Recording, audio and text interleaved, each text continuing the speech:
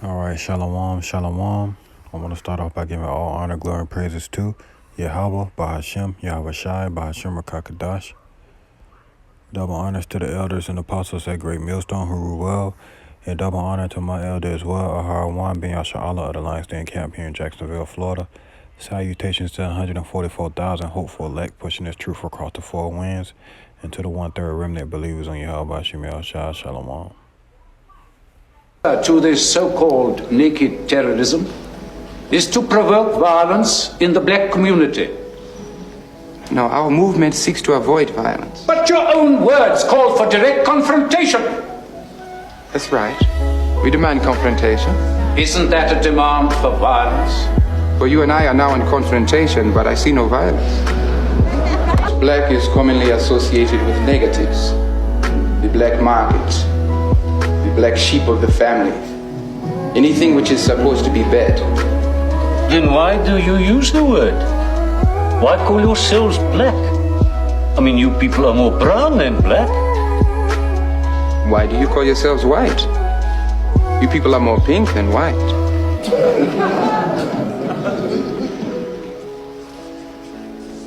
Precisely. Khan, that was going off on that last part right here. But Khan, man, ultimately no one was called white or black until the year 1681 in Virginia. You know, these Edomites, they established, first they was calling themselves Dutch and Romans and Greeks and, you know, all these bywords, you know, to hide from the fact of being Edomites. And ultimately no one was called white or black until the year 1681 in Virginia. But Khan, get a few precepts on that, you know, because ultimately our people, they run around calling themselves black. And all these bywords and proverbs, when it says right here,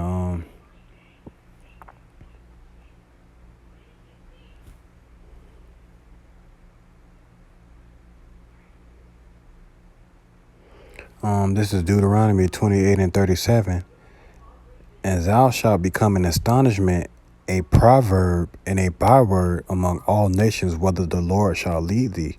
And Khan, man, an astonishment. The scriptures say we shall become an astonishment. If you look at all these athletes, you know, they athletes and stuff like that. They are astonishments across the whole world. You know, you can have Kobe Bryant or LeBron James or whatever athlete, you know, walk to another country, there'll be astonishment. Or, you know, you got our people dying in the streets, you know, in the other countries, they see this, you know, we're astonishment to the whole world.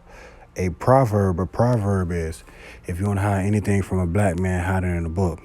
That's a proverb, right? And a byword, you know, we no longer calling ourselves Israelites. Well, we already woke up to the fact that we Israelites, but when we first came here, we weren't calling ourselves Israelites. You know, we was calling ourselves African Americans, Native Americans, you know, and all these bywords, Negroes, and all these bywords that the heathen put on us. But ultimately, we are the Israelites of the Bible. And I'm going to get that one more time. And thou shalt become an astonishment, a proverb, and a byword among all nations, whether the Lord shall lead thee. And that's how you know who the Israelites are, by the curses that the Lord set up and put over us. You know, scripture said that the curses was going to follow us and it was going to stick to us. So you know the Israelites' bodies, same curses. Isaiah chapter 65 and verse 15.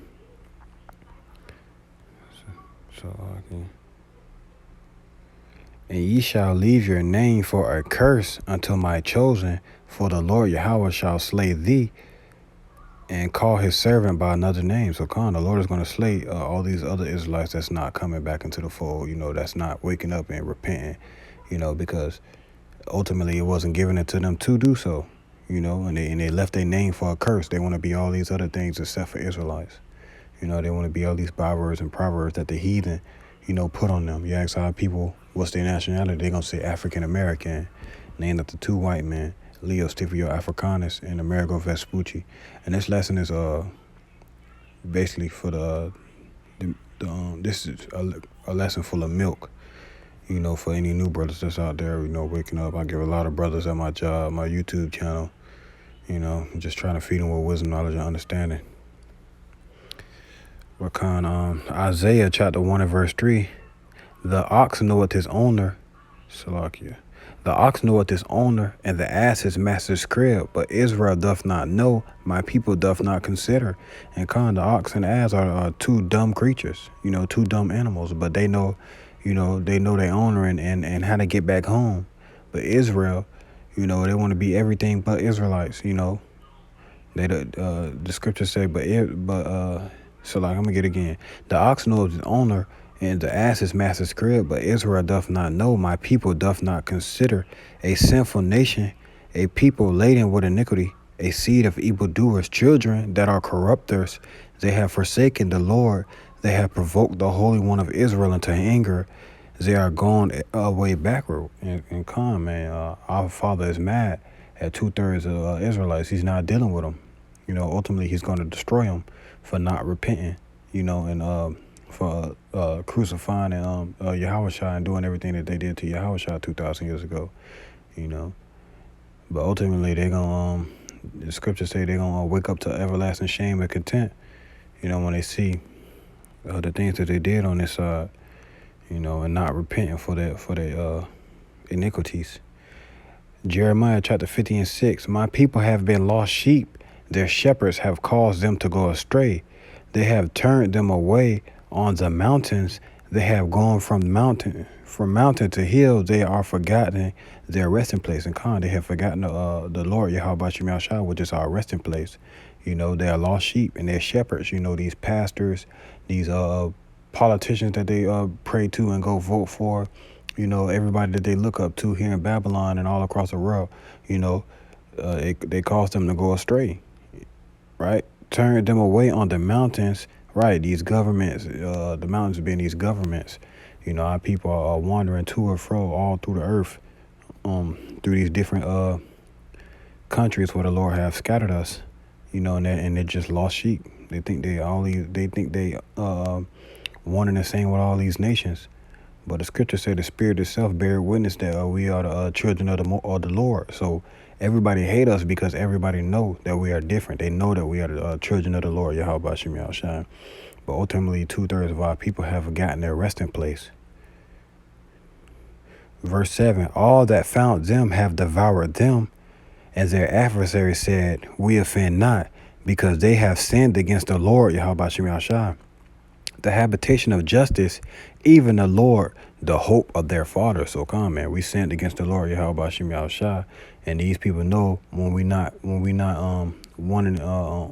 in one mind with our power, he gonna let the whole he gonna let these wolves, devour us, and that's what they did. They saying that they did. Well, we ain't saying because the Lord gave them up into our hands to do what we gonna do. So. And that time is over with. The Lord is going to let Esau swing that sword one good last time and chasten and destroy the rest of these Israelites. But ultimately it ain't going to be able to touch the ones that's praying to the Lord in sincerity and truth. But Esau, he want us more. But, as long as we praying to the Lord, calling on the Lord in sincerity and truth, it ain't nothing you can do against us. Salakia. Hosea, last precept. Hosea chapter 4 and verse 6. My people are destroyed for lack of knowledge, because thou hast rejected knowledge.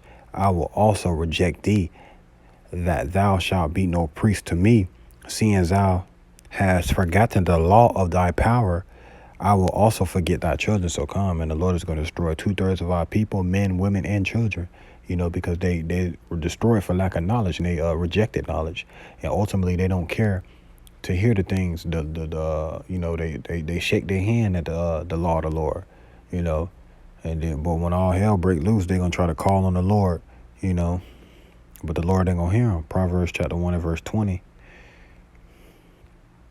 Wisdom cried without, she uttered her voice in the streets. She cried in the chief place of concourse. In the opening of the gates in the city, she uttered her words, saying, how long, ye simple ones, will ye love simplicity? And the scorners delight in scorning, and fools hate knowledge. Turn you at my reproof, behold, I will pour out my spirit unto you, and I will make known my words unto you. And the Lord is doing that by the men of the Lord, understanding on the highways and byways, preaching and prophesying against this sinful kingdom.